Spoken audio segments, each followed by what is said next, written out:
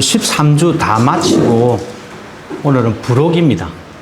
익스텐션 한 번 더 하고 그렇게 마치도록 하겠습니다. 그러면 오늘 4장까지 다 마치는 것이 될 것입니다. 그래서 또 다음 가을 학기에 할 수 있으면 또 하고 가을 학기에 또 구약을 하든지 신약을 하든지 하도록 하겠습니다. 자, 지난 시간에 저희들이 창세기 4장 11절까지 공부를 했습니다. 그래서 오늘 제가 12절부터 여러분들과 함께 또다시 공부를 할까 합니다. 12절 창세기 4장 12절입니다. 제가 먼저 한번 읽어보겠습니다. 창세기 4장 12절 창세기 4장 12절입니다. 여러분들 다 핸드폰을 가지고 찾으시면 항상 제가 말하지만 다국어 성경이라고 찾으셔가지고 다국어 성경 그래가지고 이렇게 핸드폰을 이렇게 옆으로 눕혀가지고 개역 개정 하나 보시고 그 옆에 또 뭐 공동 번역이나 이렇게 두 개를 이렇게 한꺼번에 보실 수가 있어요. 그걸 꼭 지금도 그렇게 보시면 됩니다. 훨씬 더 좋아요. 요즘은 인터넷이 너무 좋아서 공부하기 너무 좋습니다. 자, 12절 제가 한번 읽어볼게요. 내가 밭을 갈아도 땅이 다시는 그 효력을 내게 주지 아니할 것이요 너는 땅에서 피하며 유리하는 자가 되리라. 그런데 여러분들 지금 다국어 성경을 찾으셨으면 나오겠지만 공동번역이나 이런 데 보면 밭이라고 하는 말이 안 나와요. 밭이라고 하는 말이 없습니다. 원래는 밭도 없어요. 이 번역이 또 여기 보면 땅으로 번역이 되어 있는데 우리 공부할 때 그랬잖아요. 땅은 뭐라고 그랬죠? 에레츠고 흙은 아다마입니다. 그래서 여기도 사실은 흙이라고 번역을 해야 돼. 그런데 자꾸만 여기다가 이 사람들이 땅으로 자꾸 번역을 해 놓으니 이제 물론 더 어떤 그 깊은 뜻이 있어서 땅으로 번역을 해 놓았겠지만 그러나 원어로는 여기가 아다마입니다. 흙입니다. 그러니까 너가 흙을 갈아도 그것이 다시는 너에게 효력을 나타내주지 않는다. 이런 이야기입니다. 땅이 아니고 흙이에요. 흙. 여기에도 보면 갈다라고 하는 말이 나오잖아요. 우리 계속 공부했지만은 아다마를 뭡니까? 갈다, 바드,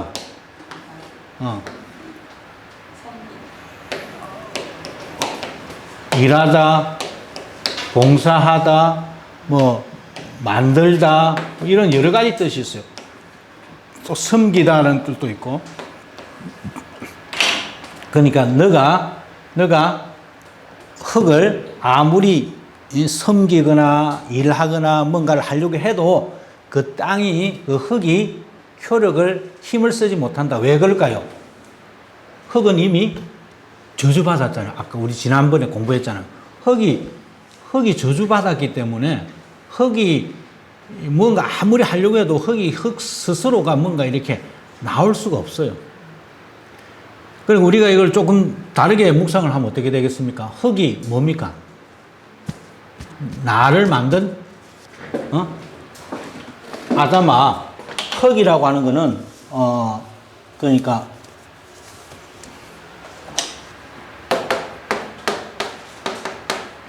이 사람의 진료입니다. 나를 만든 진료예요. 나를 형성하고 있는 이게 흙 아다마입니다.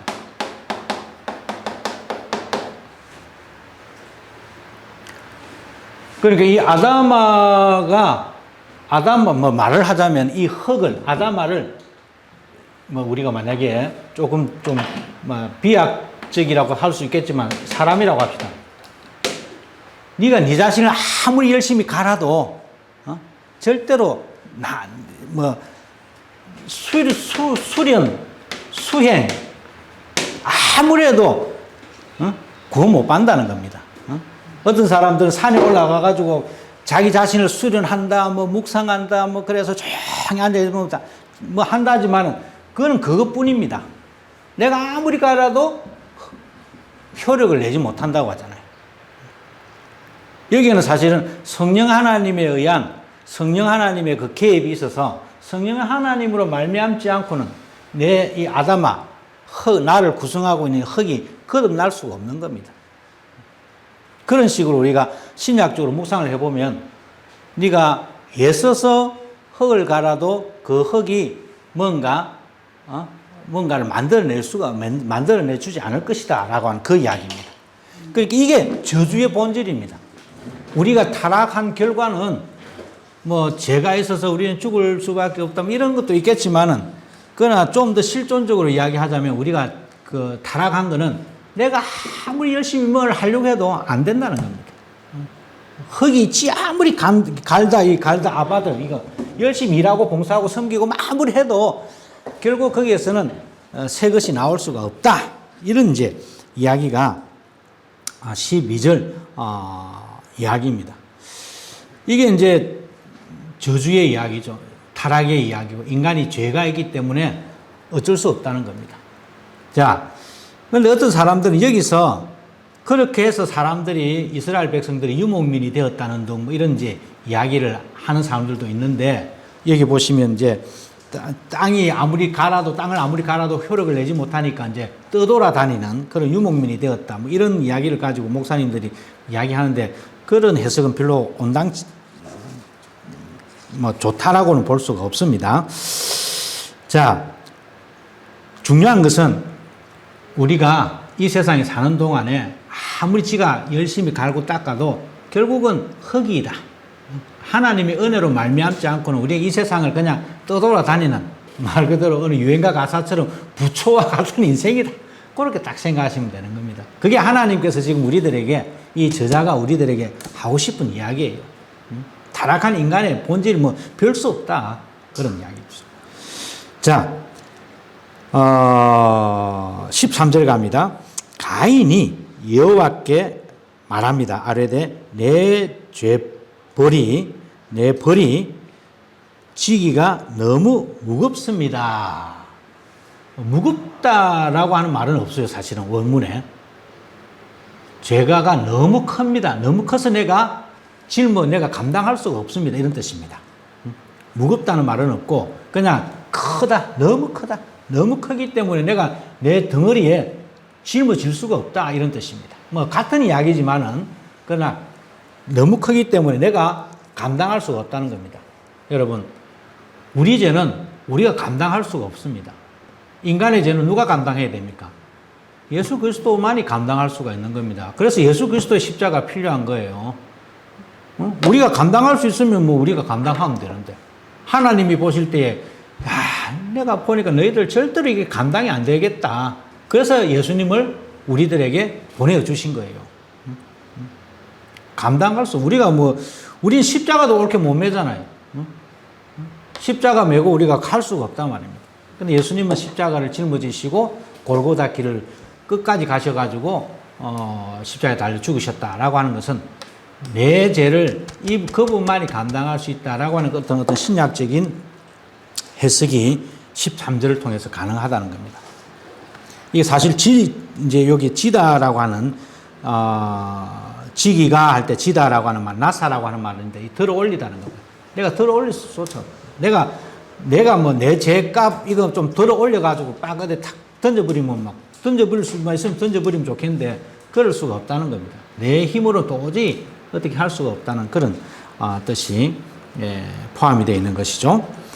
자, 14절로 가시면 이제 주께서 오늘 이 지면에서 나를 쫓아내시온즉, 이 쫓아내다, 지면, 이 지면이라고 번역된 말도 아담아입니다. 흙입니다. 흙의 이 얼굴, 흙 앞에서, 흙에서 나를 쫓아낸다면, 이런 이야기죠. 지면이 아니고 흙입니다. 아까 우리가 계속 내가 말씀드리는 이 아담아라고 하는 이 흙입니다. 나를 구성하고 있는 이 내 인간의 본질, 인간의 진료, 이게 아담아거든요. 지금 그 흙에서 나를 쫓아내면, 이런 이야기죠.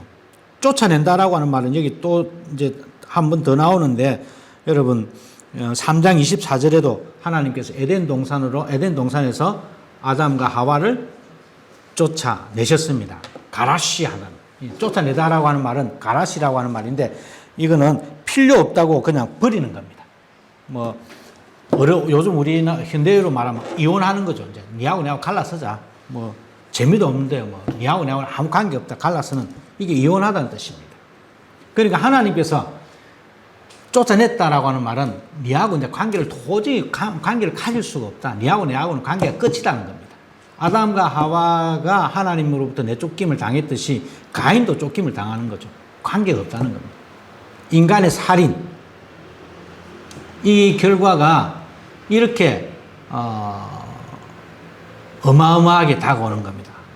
여러분 여기에 두 가지 뜻이 있어요.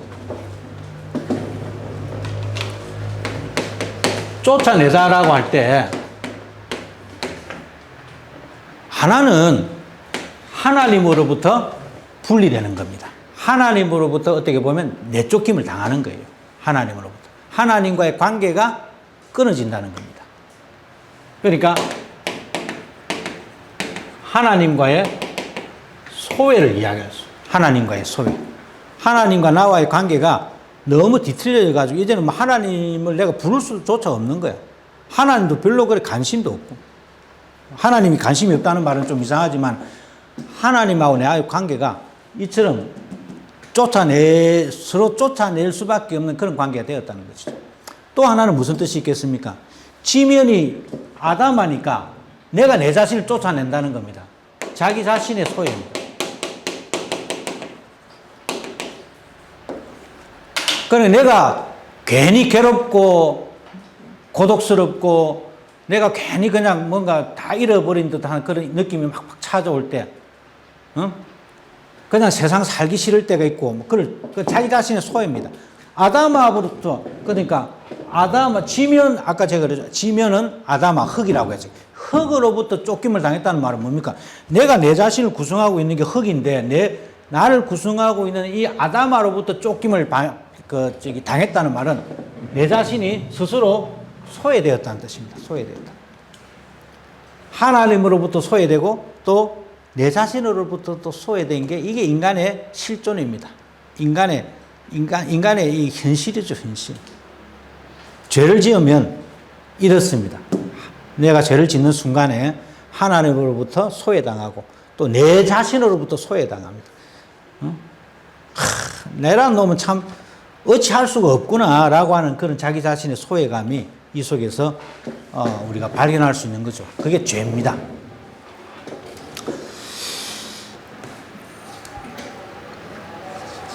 하나님과의 관계가 끝나는 소통의 길이 완전히 차단되듯이 나와 나 자신과의 관계조차도 하나님과 관계가 끊어지는 그런 참 의지할 곳이 없는, 그냥 말 그대로 유리할 수밖에 없는 그런 게 인간입니다. 인간.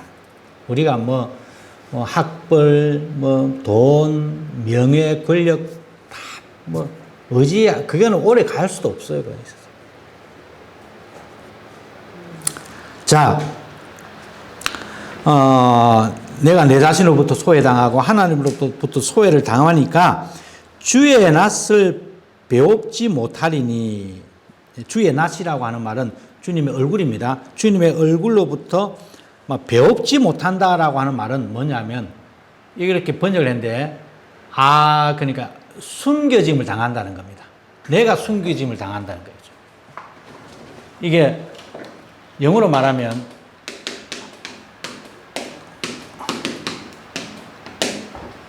I will be hidden. 그래, 주어는 냅니다. 그러니까 이게 참 이상하잖아요. 내가 숨겨짐을 당한다는 것을, 내가 죄를 짓고 나니까 나도 모르는 사이에 내가 숨으려고 숨는 것도 아닌데, 하나님 숨기는 게 아닙니다. 하나님이 숨기는 게 아니에요. 우리가 그러잖아. 엄마한테 잘못하고 나면은 괜시리 내가 그냥 저 방구석에 들어가서 문 꼭 잠그고 마찬가지로 하나님 앞에 죄를 짓고 나니까 내가 내 스스로 내 자신을 감추는 겁니다. 내 스스로 내 자신을 숨기는 거예요. 아, 내가 이게 인간의 죄성입니다. 죄성.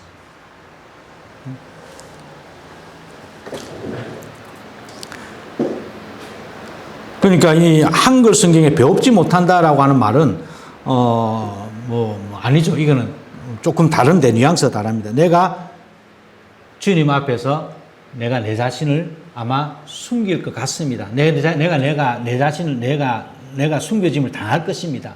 뭐 이런 이제 뜻이 있습니다. 자, 그래서 내가 땅에서, 이 땅은 아담아가 아닙니다. 이 땅은 말 그대로 땅입니다. 짐 말 그대로 세상 땅 에레츠입니다. 에레츠. 땅에서 피하며 유리하는 자가 될지라. 그래서 무릇 나를 만나는 자마다 나를 죽이겠나이다. 자, 여기에 이제 이게 무슨 말씀이냐면은 이제 처음 성경을 읽는 분들은 이게 이해가 잘 안 되실 텐데, 옛날에는 이 성경이 기록되었을 당시에는 내가 사람을 죽이면 이제 미안합니다. 내 집사님을 죽이면 집사님이 형님이 반드시 나를 찾아와서 나를 죽이는 거야. 그러니까 눈에는 눈, 이에는 이. 내가 저 사람의 물건을 훔치면 저 사람도 내 물건을 훔치는 거야. 딱 그것만큼 하는 거야. 우리 성경에도 나오잖아. 성경에 그 출애굽 21장에 나옵니다. 이걸 동태복수형이라고 한다.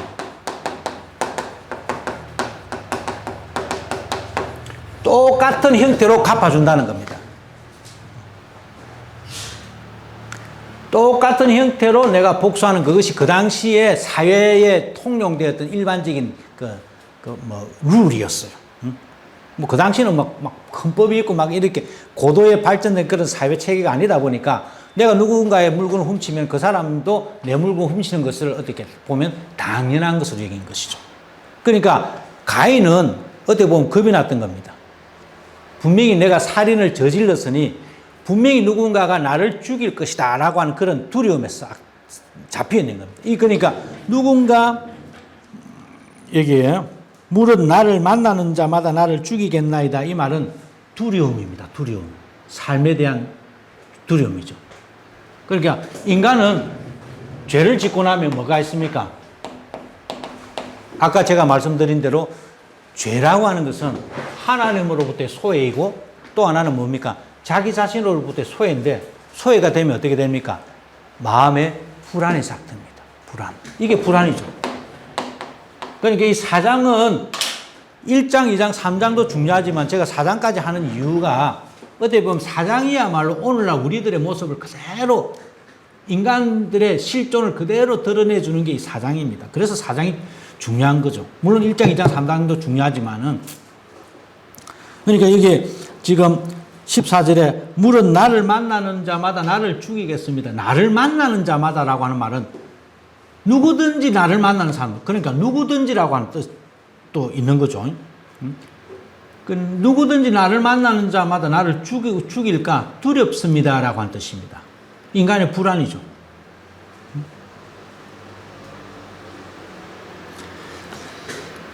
여기에 이제 그 당시의 사회상을 우리가 볼 수가 있습니다.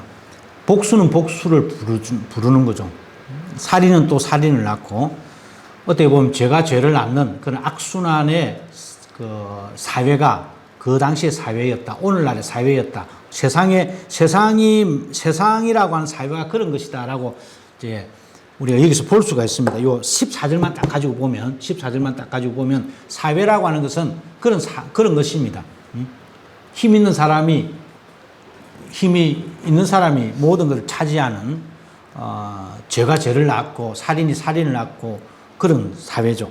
그러니까 이 가인도 그런 사회적인 메커니즘 속에서 두려웠던 겁니다. 불안했던 거예요. 하나님, 내가 이렇게 하다가는 잘못하다가 나도 죽겠습니다라고 하는 이 죽음의 두려움이 그를 못 살게 굴었다는 겁니다. 자, 그런데 15절 보면 여호와께서 그에게 이르시되 그렇지 아니하다. 이 그렇지 않아, 여호와께서 그렇지 아니하다라고 하는 이 말은 단순히 한 문장으로 끝날 이야기가 아닙니다. 여러분, 숲을 보십시오. 숲을. 금방 제가 말씀드린 대로 이 동태복수법이라고 하는 이러한 사회의 기준이, 사회의 기준이라고 그래야 되나? 아니면 세상의 기준은 뭡니까? 이에는 이, 눈에는 눈. 이게 사회의 스탠다드였습니다. 나쁜 짓 하면 나도 나쁜 짓 하고, 저 사람이 내 물건 훔치면 나도 저 사람 물건 훔치고, 저 사람이 내 사랑하는 사람을 죽이면 나도 저 사람 죽이고, 이게 그 당시의 사회의 기준이었다는 겁니다. 그러니까 이 가인이 불안이 있는 거죠. 불안한 거죠. 소외당하고 자기 하나님으로부터 소외당하고 자기 자신으로부터 소외당한 이 사람이 갈 데가 어디 있어요? 분명히 누군가 나를 죽일 것이다라고 하는 이 삶에 대한 엄청난 불안. 그런데 하나님께서 15절에 그렇지 아니하다라고 하는 말은 이것을 깡그리 뭡니까? 부정하는 거예요. 그 사회 자체, 그 세상 논리 자체, 눈에는 눈, 이에는 이라고 하는 그 세상적인 노멀한, 세상적인 어떤 기준, 세상적인 어떤 방식, 세상적인 논리, 이런 모든 것을 한 단칼에 그냥 그렇게 하면 안 돼! 라고 하는 말씀이 15절의 말씀이에요. 나는 그런 세상을 원하지 않는다는 겁니다. 여호와께서 그에게 이르시되 그렇지 아니하다. 그런 일은 절대 일어나서는 안 돼. 나는 그런 것을 원하지 않아. 라고 하는. 하나님께서 마치 세상에 새로운 삶의 방식, 새로운 삶의 기준을 제시하는 듯한 그러한 엄청난 선포가 사실은 15절 이야기예요. 단순히 뭐 가인이 말을 하니까 아이고 그래 불쌍하구나 내가 그렇지 않네 너 보여줄게 이 정도의 물론 그런 뜻도 있지만 그보다 더 큰 뜻이 있는 겁니다. 그 당시에 고대 근동의 그 권력과 나중에 우리 공부하겠습니다만은 가진 자가 폭력을 행사하는 그런 사회적인 구조 속에서 그런 식으로 살면 안 돼. 그거는 내가 원하는 게 아니야. 라고 하는 하나님의 단호한 어떤 그 세상적인 방식에 대한 스톱을 딱 그는 그런 말씀이죠. 자, 가인을 죽이는 자는 벌을 7배나 받으리라. 그러니까 가인을 보호한다는 겁니다. 죽이지 말라는 겁니다. 서로 죽고 죽이고 하는 그런 거 이제 더 이상 하지 말라는 겁니다. 그리고 가인에게 표를 주사 그를 만나는 모든 사람에게서 죽음을 면하게 하셨다. 표를 줬다라고 하는 말은 이거는 여러분 아담과 하와가 죄를 지었을 때 가죽옷을 지어 입히셨습니다. 그죠? 하나님은 계속해서 가죽옷이 무엇이냐 우리는 자꾸만 뭐 가죽옷을 지어 입히셨다라고 하는 그 자체 하나님께서 이 인간을 용서해 주셨다. 하나님께서 그럼에도 불구하고 하나님께서 이 인간들을 감싸 주셨다. 그럼에도 불구하고 하나님께서 인간을 버리지 아니하셨다라고 하는 이런 데 초점을 안 두고 자꾸만 가죽옷이 뭔데? 어떤 가죽옷인데? 악의 가죽옷이냐? 양 가죽이냐? 뭐 이런 데 관심이 너무 많은 겁니다. 그건 문자주의예요. 진짜 그 말 그대로. 양 가죽이 뭐 때문에? 무슨 가죽이 뭐 때문에? 그냥 하나님께서 두 사람에게 이 가죽옷을 지어 입히시면서 그 사람들을 보호하시고 내치지 않으셨다는 겁니다. 마찬가지로 여기서도 가인이 살인을 했습니다. 그러나 그럼에도 불구하고 하나님께서 그에게 표를 주시고 그를 지키셨다. 여기 보시면 14절에 여러분 보시면 만나는 자마다라고 하는 말씀이 나오죠. 15절에도 만나는 모든 사람 똑같은 표현이다. 똑같은 표현법입니다. 번역을 이렇게 해놓아서 그렇지 만나는 사람마다 나를 죽일까 두렵습니다라고 하니까 만나는 사람마다 너를 죽이지 않을 것이다라고 마치 하나님께서 똑같은 이야기를 가지고 가인이 했던 말을 가지고 똑같이 그래 걱정하지 말라라고 하는 식으로 하나님께서 가인에게 이렇게 보호하시는 가인을 사랑하시는 그런 이야기를 보여주시는 겁니다. 하나님은 사랑이십니다. 그렇기 때문에 하나님께서 우리에게 벌을 주시는 것은 우리가 뉘우치고 하나님 앞으로 돌아오라고 하시는 그러한 하나님이 우리에게 대한 어떤 요구인데 단순히 그냥 마음이 변화되고 내 심리가 변화돼 심리적으로 또는 윤리적인 또는 도덕적인 차원에서 내가 바꿔지는 그 정도의 것이 아니고 하나님 자기 중심에서 하나님 중심의 그 방식으로 존재의 어떤 그 원리를 바꾸는 겁니다. 이게 회개입니다. 이것을 지금 하나님께서는 계속해서 아담과 하와에게 가죽 옷을 지어 입히시면서 또 가인에게 표를 주시면서 그것들을 계속 요구하시고 계시는 것이죠. 돌아오라고. 아담과 하와가 범죄했을 때도 계속 불러주셨잖아요. 가인이 동생을 살인을 했을 때도 가인을 부르셨거든요. 이 부르셨다라고 하는 말은 우리가 이미 공부했습니다만은 뭡니까? 돌아오라고 하는, 회개하라고 하는 하나님의 간접적인 그런 부르심이었죠.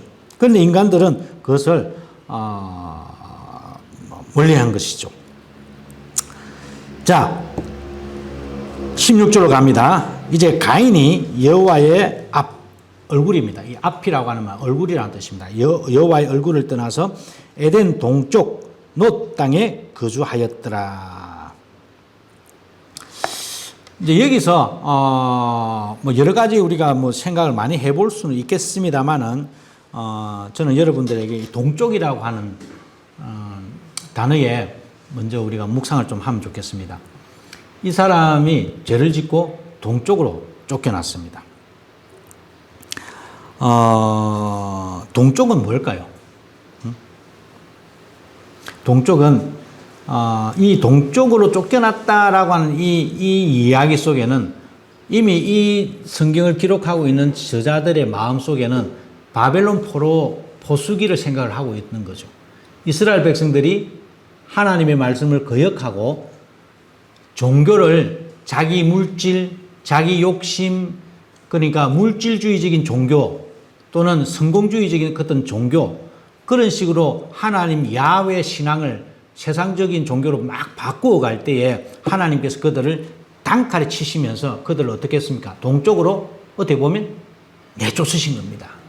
바벨론 포로가 되었다라고 하는 말은 뭐 바벨론이라고 하는 나라가 와서 이 사람들 인질로 잡아갔다라고 하는 포로로 잡아갔다는 뜻도 있지만, 그러나 우리는 하나님을 믿는 사람들이기 때문에 하나님의 섭리를 그 속에서 우리가 보거든요. 그러니까 이스라엘 백성들이 잘못했을 때에 이스라엘 백성들을 동쪽 바벨론 땅으로 어떻게 보면 쫓아내신 거죠. 약속의 땅에서 쫓아내셨다. 그러니까 오늘 여기에 나오는 16절에 에덴 동쪽으로 쫓아냈다라고 하는 이 동쪽이라고 하는 말은 그러한 뜻이, 동쪽으로 내쫓김을 당했다라고 하는 말은 이 사람들이 하나님의 말씀을 거역했기 때문에 하나님으로부터 쫓김을 당했다는 겁니다. 참된 신앙에 의한 어떤 그 부흥이라기보다 그냥 눈에 보이는 종교적인 어떤 부흥만 바라보는 그런 종교 시대, 그런 시대에 대한 하나님의 아주 단호한 어떤 경고장이죠, 이게. 다르게 말하면 여러분, 이 동쪽이라고 하는 말은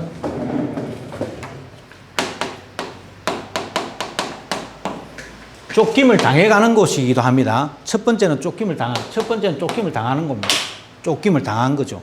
그러니까 하나님의 그 말씀을 거역하고 하나님의 순리대로 살아가지 아니하고 자기 순리대로 자기의 어떤 욕심대로 살아가는 사람들, 그런 식으로 종교생활을 하는 사람들을 하나님께서 동쪽으로 내쫓았습니다. 그게 바벨론 포로였고 지금 가인의 이야기도 그렇습니다. 이거는 그러면 쫓아내는 것으로 끝납니까? 아니잖아요. 쫓아낸 사람들은 그 동쪽에서 다시 어떻게 됩니까? 회개하고 돌아와야 됩니다. 바벨론 포로에서 이스라엘 백성들을 하나님께서 불러내셨듯이 또 예수 그리스도가 이 세상에 태어나셨을 때에 동쪽에서 동방의 박사들이 예수님을 향해서 찾아왔듯이 이 동쪽으로 내쫓았다라고 하는 말 속에는, 그러니까 그냥 쫓았다라고 하는 뜻도 있지만은 그 안에는 회복이라고 하는 하나님의, 우리는 알 수가 없어요. 우리가 알 수는 없지만은 그러나 쫓다라고 하는 이 가라시라고 하는 이 단어 속에는 우리가 그냥 신학적으로만 보면 회복이라고 하는, 하나님께서 분명히 우리를 회복시켜 주실 것이다 라고 하는 그 희미하게 아주 간접적으로 희미하게 보이지만 그러나 회복이라고 하는 그러한 하나님의 은총이 녹아져 있는 그런 쫓아내심이다라고 우리가 이해를 해야 잘 성경적으로 이렇게 이해를 잘 하는 겁니다.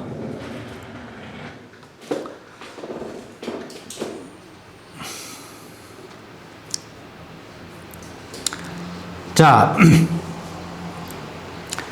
이제 가인은 동쪽으로 쫓겨났습니다. 쫓겨나서 17절에 가면 아내와 동침하며, 이 동침하다라고 하는 말은 사장의 첫 번째로 나왔습니다. 사장이 처음에 보면 동침하다, 이 동침하다라고 하는 뜻이 뭡니까? 야다라고 하는, 알다라고 하는 뜻이다라고 제가 말씀을 드렸습니다. 말 그대로 동침하다는 뜻은 말은 없습니다. 그냥 가인이 아내를 알고 나니까 임신했다, 뭐 이런 아기를 가졌다 이런 뜻입니다. 그 알다, 야다라고 하는 뜻, 그 히브리어 야다라고 하는 뜻이 그러니까 지식적으로 아는 것도 아는 거지만 그냥 관계를 가진다, 뭐 또는 알다 이런 아주 그냥 그런 뜻이 있다라고 제가 뭐 묵상글에도 썼고 여러분들 이미 몇 번 제가 말씀을 드렸기 때문에 아마 제가 말씀을 안 드려도 잘 아실 겁니다. 자, 이제 그 다음에 동침하며 그가 임신하여 에녹을 이제 아기를 낳다라고 할 때 얄라드라고 하는 단어인데 이 가인의 이야기는 앞으로 누가 누구를 동침하며라고 하는 단어는 안 나옵니다. 그냥 낳다라고 하는 단어만 나옵니다. 얄라드라고 하는 누가 누구를 낳고 누가 누구를 낳고 이런 식으로만 나온다는 이야기입니다. 자, 가인이 이제 뭡니까? 에녹을 낳은지라 가인이 성을 쌓고 그의 아들의 이름으로 성을 에녹이라 하였다. 에녹 성을 쌓았다는 겁니다. 그리고 에녹이 그 성의 성주가 되는 거죠. 여러분, 여기서 이제 이 구약을 기록한 사람들의 그 신앙의 모습을 또다시 우리가 볼 수 있는데 여기다 이 성을 쌓다라고 할 때 성이라고 하는 말은 이르라고 하는 뜻입니다. 이르. 영어로는 여러분들 영어 성경책 보시면 다 city라고 번역을 하고 라틴 말로는 폴리스라고 하죠. 그러니까 정치가 있는 그런 정치가 있는 곳입니다. 정치가 있는 곳. 성은. 자, 여러분. 그 당시 이제 이걸 도성이라고도 부르기도 하는데, 그 당시 약, 세로 가로 300m. 약 300m가 되는 요렇게 성을 쌓았습니다. 그 당시에. 고대 금동에 요렇게 성을 쌓아서 이 안에 사람이 살게 하는 겁니다. 사람이 이 안에 살게 되면 어떻게 되겠습니까? 자연히 그 안에 대장이 나오죠. 왕이 나옵니다. 왕이 나옵니다. 왕이 나오고, 왕이 나오면서, 왕이 나온다는 말은 뭡니까? 체계가 잡힌다는 겁니다. 체계가 잡히는 거예요. 그러면 이런 도성이 하나만 있으면 괜찮지만 또 다른 도성이 하나 있다 하면은 이 도성과 이 도성이 서로 이해관계가 안 맞으면 자기 자신의 사욕을 위해서는 싸웁니다. 전쟁을 하게 됩니다. 전쟁을 하게 되기 때문에 이 왕은 반드시 뭘 가집니까? 군사를 가집니다. 병을 가집니다. 그러니까 병을 가진다, 군사를 가지려고 하면은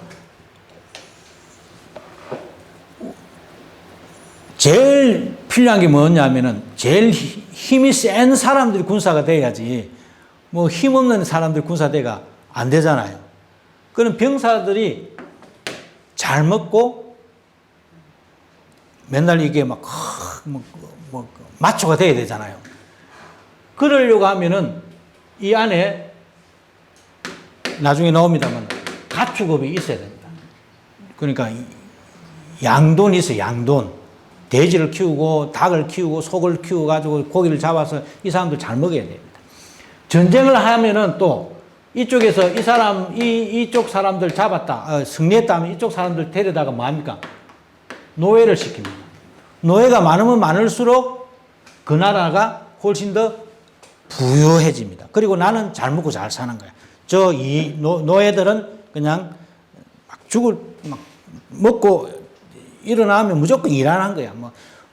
물 수로도 만들고 큰 신전도 만들고 막 그렇게 하는 겁니다. 자, 그러면 이거는 너무너무 여러분들이 성경을 이해하는 데 있어서 너무너무 중요합니다. 왕 이야기 내가 하나 해드릴게요.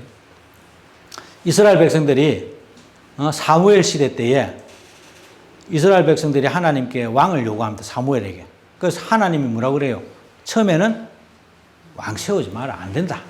근데 자꾸만 달라고 하니까 왕을 허락을 했어요. 근데 왕을 허락을 하면서 뭐라고 그랬는지 아십니까? 사무엘상 8장에 나오는데 저놈들이 왕이 얼마나 자기들을 괴롭히는지 한번 겪어봐야 된다. 대통령이요, 지도자가 좋은 게 아닙니다. 사실은 어떻게 보면 백성을 누가 좋아요? 우리 세금 뜯지 많이 뜯지 뭐 이래라 저래라 뭐. 왕이 되면요 저놈들이 고생을 한번 해봐야 돼. 여러분 한번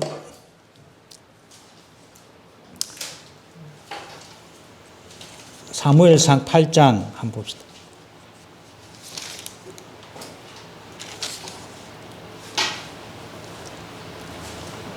팔 8장에 보시면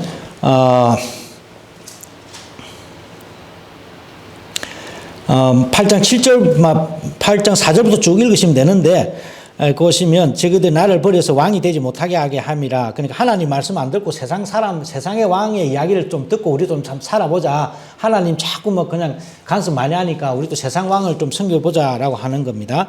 8절, 내가 그들을 애굽에서 인도하여 옛날부터 오늘까지 그들의 모든 행사로 나를 버리고 다른 신들을 섬긴 같이 내게도 그리 하는도다. 그러므로 그들의 말을 듣되 너는 그들에게 엄히 경고하고 그들을 다스릴 왕의 제도를 가르치라. 이 엄히 경고한다는 말은 뭡니까?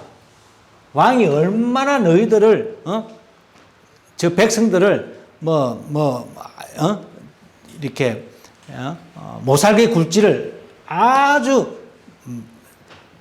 말을 잘 하고 난 다음에 그렇게 해주라 이런 뜻입니다. 왕이 세상에 하나님이 우리 왕이면 좋은데 세상의 왕이 되면 좋을 것 같아요. 안 좋습니다. 세상의 왕이 되면. 자, 어쨌든 세상의 이 문화는, 도성 문화는 왕을 요구합니다. 왕이 있습니다. 왕이 있어야 돼요. 그리고 왕이 있어야 또 이 도성이 잘 돌아갑니다. 어쨌든 한 사람, 한 지도자를 통해서 이 자체가 딱 돌아가게 되어 있습니다. 자, 또 한 가지 여러분, 제가 금방 군사 이야기, 산업 이야기 다 말씀을 드렸지만 가장 중요한 건 뭐냐면 이 왕을 세우지 말라라고 하는 이유 중에 하나가 이 도성이 국가에 대한 이제 성경적인 이야기는 사실은 원론적으로 국가를 반대하는 겁니다. 성경은 국가를 원하지 않습니다. 한민족, 우리나라, 하나님께서 우리나라를 충분히, 심정적으로 저는 이해는 하지만은, 원론적으로는, 그거는 사실은 안 맞는 이야기예요. 그거는. 자, 여기서, 여러분, 왕이 이 나라를 통치하기 위해서는, 힘이 세고, 이런 것도 다 중요하지만, 가장 필요한 게 뭘까요? 사람들을 하나로 묶기 위해서. 그렇죠. 어떻게 종교죠, 종교. 이토 히로부미가 1871년에 독일 제국이 생겨납니다. 그 전에 프로이센이라고 하는 아주 이제 막강한 프로이센 왕국이 이제 비스마르크에 의해서 철혈 정책에 의해서 막 군비 강축하고 막 그냥 부국 강병해가지고 독일이 엄청 힘이 센 이제 국가가 됩니다. 1871년 같으면 1868년부터 시작된 일본의 메이지 유신이라고 하는 거 여러분 기억하실지 모르겠는데 이때에 일본이 메이지 유신을 일으키면서 107명으로 구성된 사절단을 미국하고 세계 일주를 시킵니다. 그때에 이또 히로부미도 따라 같이 가는 건데, 이제 그 이와쿠라 사절단이라고 하니까 이와쿠라라고 하는 사람이 이제 총책임자로 가는데, 이게 독일 가서 보니까 근대화는 이렇게 해야 되는 거구나. 먼저 군사부터 강력한 군사를 만드는 것이 근대 국가를 형성하는 데 가장 기본이고, 그것보다 더 본질적으로 중요한 것은 일신교. 일신교를 만들어내는 것이 가장 중요하다라고 하는 사실을 이토 히로부미가 깨닫고 와요. 그리고 일본에 와가지고 만들어낸 게 제가 썼던 그 책에도 나오지만 천황교입니다. 천황교는 여러분들 일본 사람들도 모르는 사람들 많고 한국 사람들도 거의 모르는데 이 신도하고 달라요. 옛날부터 내려오던 신도가 있긴 있었어요. 그 옛날부터 내려오던 신도를 리폼을 시켜서 국가 신도를 만들었어요. 거기에 최우두머리가 누구냐면 천황입니다. 이게 천황교예요. 그래서 천황을 중심으로 하는 국가 신도를 만들어서, 즉 종교를 만들어서 일본의 모든 국민들을 정신적으로 하나의 통합체를 만들어 온 겁니다. 이게 쇠뇌를 하다 보니까 지금도 일본 사람들은요, 이것에서 벗어나지 못하고 있어요. 무섭습니다. 자기가 일도 히로부미가 왜 서양 나라들은 근대화가 이렇게 빨리 이루어졌을까라고 자기가 공부를 하다 보니까 여기는 일신교, 즉 여호와 하나님을 믿는, 그리스도를 믿는 그런 이런 한 신을 믿음으로 해서 모든 사람들이 마음이 일신동체가 되는구나라고 하는 것을 깨닫고 왔어요. 여러분, 그와 마찬가지로 이 도성은 어떻습니까? 도성도 마찬가지입니다. 이 도성에서 이 왕이 이 나라, 이 도성을 잘 다스리기 위해서는 아주 강력한, 그리고 모든 도성민들을 다 일률적으로 움직이게 할 수 있는 하나의 큰 종교를 만들어내는 겁니다. 종교. 이게 이데올로기랑 종교랑 같은 말. 이데올로기인데 너무너무 무서워요. 우리가 한때 좀 이상한 소리지만 문재인 정권이 들었을 때 적폐라고 하는 이 단어만 가지고도 모든 사람들이 다 한 마음이 됐거든요. 어떻게 보면. 이게 무서운 겁니다. 이게. 자기도 모르는 사이에 그런데 감염이 되어 가는 거죠. 마찬가지로 여러분, 우리 영화를 보면 이집트에 가면은 뭡니까? 이런 피라미드. 거대한 이런 피라미드를 만드는 이유가 뭐겠어요? 인간의 능력을 능가하는 그런 거대한 피라미드를 만들므로 해서 그 당시 애굽 사람들이 우리가 섬기는 태양신은 이렇게 위대하구나 라고 하는 것을 마음속으로 자아내는, 또 뭐 바벨론에 가면 마르둑 신전이 막 어마어마하게 우리 옛날에 영화에 보면 나오잖아요. 그런 엄청 높은 그런 막 신전을 짓는 이유가 뭡니까? 그리고 그 신전에서 제사장들이 확 나오는 이유가 뭡니까? 그렇게 해서 국민들을 통합시키는 겁니다. 한 마음으로 다 가져가게 하는 거죠. 마치 마약처럼 말입니다. 이 상당한, 이게 오늘날에도 마찬가지예요. 내가 여러분들을 한 마음으로 딱 묶기 위해서 제일 좋은 거는 종교적으로 여러분들에게 거짓말 때리는 겁니다. 당신 내일 죽습니다 하면요, 안 죽을 뻔 알면서도 우리는 겁을 마음에, 무슨 말도 안 되는, 내가 내일 사는데요. 하지만은, 괜히 찝찝하네. 뭐 이런 마음이 생기는 거예요. 이게 종교심이거든요. 그렇게 해서 사람들을 모은단 말입니다. 그 당시에도 도성 안에 이러한 막강한 종교심을 유발을 시켜서 종교를 만들어서 이 종교를 가지고 이 왕은 때로는 위협을 하기도 하고, 때로는 뭐 당근과 채찍으로 사람들을 모아가는 거죠. 이게 도성입니다. 도성.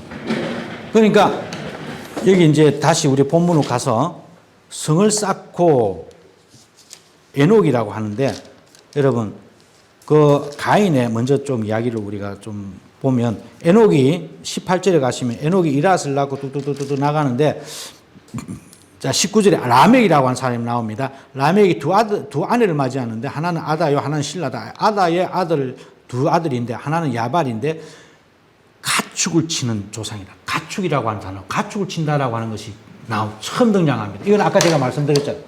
이 마을을 움직이기 위해서는 이 고기라고 하는 것은 사실은 그 당시 아무나 먹을 수가 있는 그런 게 아니었어요. 힘 있는 사람들, 그 왕들이나 귀족들만 먹을 수 있었죠. 그럼 왕들이나 귀족들만 먹을 수 있는 이 고기를 많이 대량 생산을 함으로 해서 자기들을 지켜주는 군인들만 그렇게 먹였다는 거예요. 그러니까 그 당시 문서를 보면은 가축업, 양돈 이런 것들이 아주 힘이 있었죠. 여러분이 노아 이야기 보면 나옵니다. 노아의 그 다음에 또 수금과 통수를 유발은 수금과 통수 음악을 합니다. 곡이 있고 음악이 있고. 신라는 두 아들 낳는데 두발가인이나 구리와 쇠, 이거는 뭡니까? 무기 만드는 겁니다. 청동기, 무기 만드는 거, 무기를 만들고 음식이 해결이 되고 춤과 무기가 해결이 되면 이러면은 인간의 어떤 뭡니까? 타락 또는 어떤 전쟁, 어떤 폭력 이런 거 다 갖춰지는 거잖아요. 이게 가인의 이야기입니다. 가인이 살인을 저질러 만들어낸 것은 결국은 어떻게 보면 문명입니다. 인간의 문명이고, 이 인간의 문명은 결국은 인간의 욕심에서 비롯된 것이고, 여러분, 이 도성은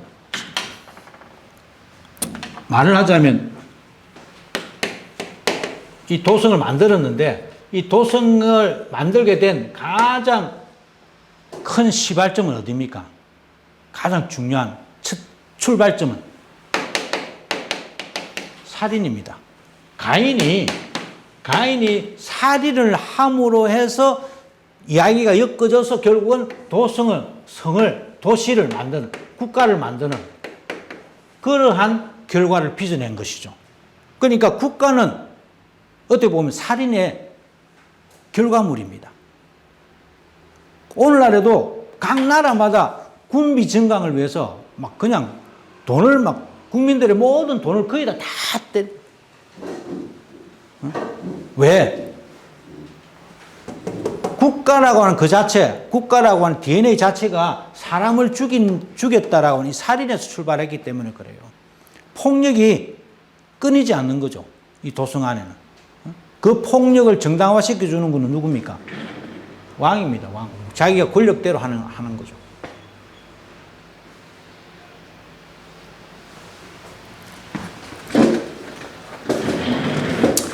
그래서 이 가인에서 라멕으로 이어지는 이 라인은 어떻게 보면 인간은 아무리 자기가 문명을 개발하고 또 지식이 발달하고 뭔가 된다라고 할지라도 자신들의 죄성을 절대로 극복할 수가 없습니다. 탐욕이 그 안에 있기 때문에 그래요. 가인이 자기 동생을 죽인 이유가 뭡니까? 자기 안에 있는 탐욕이거든요. 동생이 더 잘 되는 걸 못 봐. 어떻게 보면. 그죠? 동생이 더 잘 되는 걸 못 보니까 결국은 없애버리는 겁니다. 자기에게 거추장스러운 걸 다 없애버리는 것이죠. 그게 도성문화입니다. 말하자면.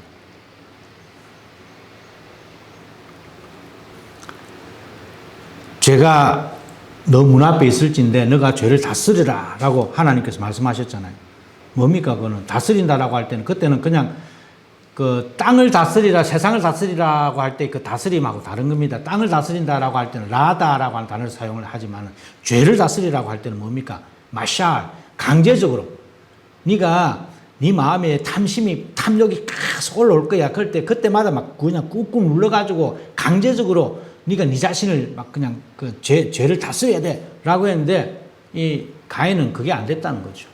그게 안 됐기 때문에 결국은 자기 자신들, 자기 자식들까지 이제 타락을 하고 살인을 하게 되고, 그리고 뭡니까? 라멕은 24절에 나오잖아요. 가인을 위하는 벌이 7배일진데 라멕을 위하는 벌이 70배이다. 이거는 여러분 잘 이해를 해야 됩니다.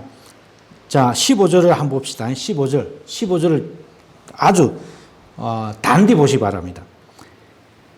가인을 죽이는 자는 벌을 7배나 받는다라고 합니다. 그러니까 가인을 죽이는 자가 벌을 받습니다. 가인이 벌을 받는 게 아니고 가인을 죽이는 자가 벌을 받는다라고 하는 것이 15절입니다. 그런데 24절을 보시면 마치 이거는 가인이 벌을 받는 것처럼 나옵니다. 이게 가인이 죄를 지음으로 말미암아 벌을 7배나 받았는데, 그렇게 함으로 해서 라멕은 오히려 더 70배나 더한 그런 벌을 받게 되었습니다 하면서 한탄을 하는 겁니다. 이게 문장이 바뀌어졌어요. 15절에 과 24절이. 근데 인간들이 자기에게 유리하도록 그렇게 이제 바꾼 거죠. 이게 이제 학자들마다 여러 가지 이제 분분한 의견이 있지만은 어쨌든 이렇게 바뀐 겁니다. 어쨌든 가인에서 라멕으로 이어지는 이런 가문에는 이런 도성 문화로 말미암아 그들은 계속해서 죄의 그 쇠사슬에서 바뀌어지지 않는, 끝날 수 없는 그런 죄의 구렁텅이 속에 있다는 겁니다. 그래서 라멕은 그런 죄를 그냥 어떻게 보면 먹고 마시면서 살아가는 그러한 존재였다라고 우리가 보아도 과언이 아니죠.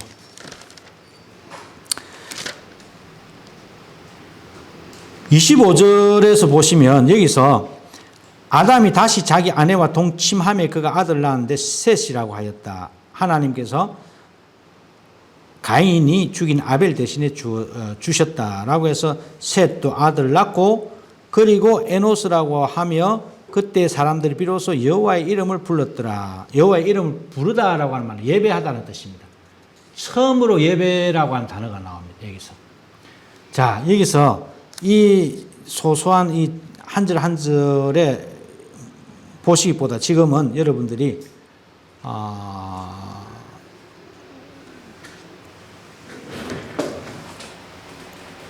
아니 5절을 잠깐만 봅시다. 5절에 이것은 아담의 계보를 적은 책이니라라고 합니다. 마치 여기서 새롭게 모든 것을 시작하는 듯한 그런 느낌이 있어요. 5장부터는. 지금까지의 계보랑 다른 아담의 계보를 시작을 하는 겁니다. 그러면서 여기서는 마치 하나님께서 원하시는 계보, 아담의 계보이기는 하지만은 아담에서 어디로 흘러가면 셋으로 흘러가는 그러한 계보를 여기서 적어가고 있습니다. 이건 역대기 상하를 보셔도 가인은 안 나오면, 여러분 역대기에 보셔도 그게 계보가 나오거든요. 역대기에 봐도 그 역대기를 기록한 저자의 그 사관이랑 똑같습니다. 그러니까 하나님의 이 역사를 볼 때에 여기서 중요한 것은 마치 5장에서는 지금까지 아담, 가인, 라멕 이렇게 흘러가는 계보가 있었다는 겁니다. 4장까지. 그러면서 그런데 5장에 이제 4장 마지막에 여기에 셋이라고 하는 이름을 딱 등장을 시킴으로 해서 5장부터는 아담 다음에 가인이 아니고 셋으로 이어지는, 마치 하나님께서 새롭게 계보를 내가 이제 써내려가겠다라고 하는 그러한 의미에서 계보를 새롭게 적어갑니다. 그러니까 성경에는 2개의 계보가 있다라고 생각을 하셔야 됩니다, 여러분. 하나의 계보는 뭡니까? 죄의 계보입니다. 하나는 죄의 계보입니다. 아담과 가인으로 이어지는 죄의 계보입니다. 또 하나는 뭡니까? 하나님의 은혜의 계보입니다.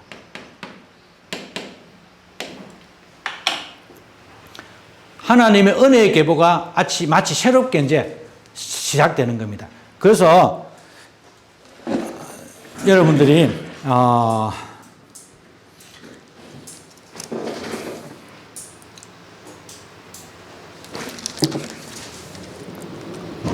자, 이제 또 다시 4장 17절로 다시 돌아갑시다.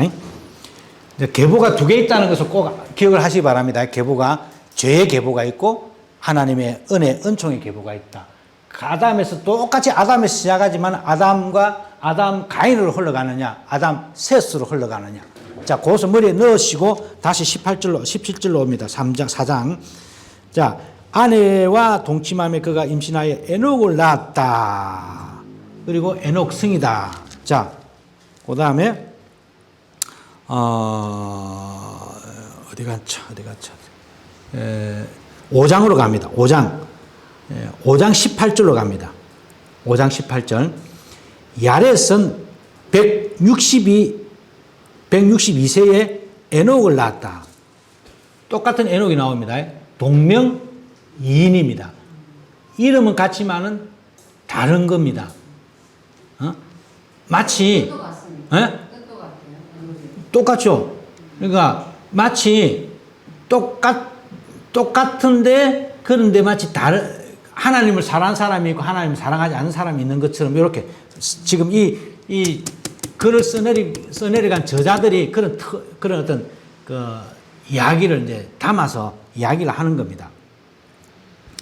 가인의 아들 에녹의 성주입니다. 그 하나님을 거역한 인간의 힘으로 살아가려고 하는 이 인간적인 문화를 대표하는 그의 왕이 에녹이었습니다. 그런데 야렛의 에녹은 어떤 사람입니까? 하나님과 동행했다가 죽음을 보지 아니하고 올라가는. 너무너무 달라도 너무 다르잖아요. 똑같은 에녹인데 한 사람은 완전히 철저하게 세상적으로 살아간 사람이 있다라고 한다면 또 다른 에녹은 철저하게 하나님 중심으로 살아갔다는 겁니다. 그러니까 가인 계보의 에녹과 셋 계보의 에녹이 달라도 이렇게 다르다는 것을 이 사람들이 지금 성경을 쓴 저자가 보여주는 겁니다. 자, 그 다음에 라멕이라고 하는 이름도 나옵니다. 18절에 머드사엘을 낳고 머드사엘은 라멕을 낳았다. 자, 그 다음에 여러분들 25절로 갑니다. 머드셀라는 187세에 라멕을 낳았다라고 합니다. 그러니까 똑같은 라멕이지만은 여기에 나오는 라멕은 하나님을 중심으로 살아가는 사람들이었습니다. 사람이었고 저기 나오는 가인 계보에 있는 그 라멕은 그렇지 않았던 세상의 문명을 만들어냈던 그런 라멕으로 나오는 거죠. 우리는 어떻게 보면은 이러한 이 성경을 기록한 저자가 지금 여기 이제 마지막에 와가지고는 결국은 이 세상에 두 개의 계보가 있다. 죄의 계보가 있고 하나는 은혜의 계보가 있다. 똑같은 이름은 똑같을지언정 정말 행태가 하나는 완전히 인간 그냥 죄에 뒹구는 그런 어떤 사람이 있는가 하면은 또 어떤 사람은 정말 하나님 중심으로 하나님과 동행하며 살아가는 그러한 사람이 있다. 그러니까 이처럼 우리의 인생이 이렇게 그러니까 두 개의 어떤 계보로 흘러가게 되었다라고 하는 것들을 이 성경이 우리에게 이제 마지막으로 이제 창세기 5장에서 이제 이렇게 보여주는 겁니다. 5장 이후에 5장, 6장 이제 그 죄악이 번성해서 이제 노아가 나옵니다. 노아는 여러분 우리가 그 노아라고 하는 말은 명사인데 그 동사는 노아흐 이는 평안하다 뭐 이런 뜻입니다. 잠잠한 것. 하나님의 은혜로 모든 것이 잠잠한 그런 평온의 상태. 이런 게 이제 노아가 가지고 있는 그런 뜻인데, 이제 에녹 다음으로 노아가 나오고 그리고 홍수가 일어나고 바벨탑 사건이 일어나고 이런 것을 통해서 계속해서 하나님은 뭡니까? 인간들을 구원하시고자 하시는 하나님으로 자꾸만 등장합니다. 그러나 인간 삶 속에는 가인의 계보가 있어서 그 가인의 계보가 항상 인간들을 위협하고 우리 삶을 위협하고 우리의 삶 속 깊이 쳐들어와서 우리로 하여금 그런 세상적인 문화로 동화되도록 유혹을 하는 것이죠. 거기에 이제 계속해서 반대되어서 나오는 이제 이야기들이 노아입니다. 세상 사람들 100이면 100 다 저쪽으로 가는데 노아만 우리 어릴 때부터 그랬잖아요. 산 위에서 뭐 방주를 짓는다고. 또 바벨탑 사건도 그렇습니다. 어디 보면 뭐 오늘날 우리 소수자라고 하는 이야기 많이 하는데 어디 보면 우리는 예수 믿는 사람들은 그런 의미에서 신앙적인 소수자입니다. 성경에 보면 남은 자라고 하는 이야기가 나오는데 그런 소수자의 어떤 그런 모습들 그게 바로 하나님께서 원하시는 모습이다라고 우리가 볼 수가 있는 것이죠. 그래서 철저하게 세상을 섬기고 세상을 다스리는 그런 창조적인 어떤 하나님께서 명령하시는 명령이 있습니다만은 그럼에도 불구하고 동시에 우리는 세상을 철저하게 멀리해야 하는 그러니까 그런 어떤 긴장 관계 속에 살아가는 것이 그리스도인입니다. 세상을 멀리하면 안 됩니다. 세상과 우리는 등을 지고 살 수는 없어요. 세상 속에 살기 때문에. 세상과 함께 살고 세상을 다스리고 세상을 섬기고 살아야 되지만 동시에 우리는 철저하게 세상을 멀리해야 되고 그리고 그 가운데서 자기 자신을 지킬 수 있는 그러한 그 여호와의 길을 은총의 길을 걸어갈 수 있는 사람들이 되어야 된다는 것이죠. 자, 오늘은 이것으로 이제 강의를 모두 마치겠습니다. 오늘 이제 14강인데 오늘 이제 그 익스텐션으로 제가 말씀을 드렸고, 다음에는 뭐 또 기회가 되면 가을 학기에는 창세기를 계속 할지 아니면 신약도 우리가 공부를 좀 해보아야 할지 그때 제가 가서 판단을 하고 이것으로 이제 창세기 1장, 2장, 3장, 4장 이야기는 마치도록 하겠습니다. 여름에 8월부터 이제 일본어 성경 강좌, 그건 이제 줌으로 하는데, 일본어 조금 관심 있으신 분들 들어오셔도 됩니다. 혹시 이제 나는 막 일본어가 참 안 되기 때문에 난 참석을 못 하지만은 내 주변에 일본어로 성경 공부를 하고 싶은 분 계시면 여러분들이 소개시켜 주시면 또 그분들을 줌으로 충분히 들으실 수가 있는 줄로 믿습니다. 수고하셨습니다. 감사합니다. 이것으로 모든 강의 마치겠습니다. 감사합니다.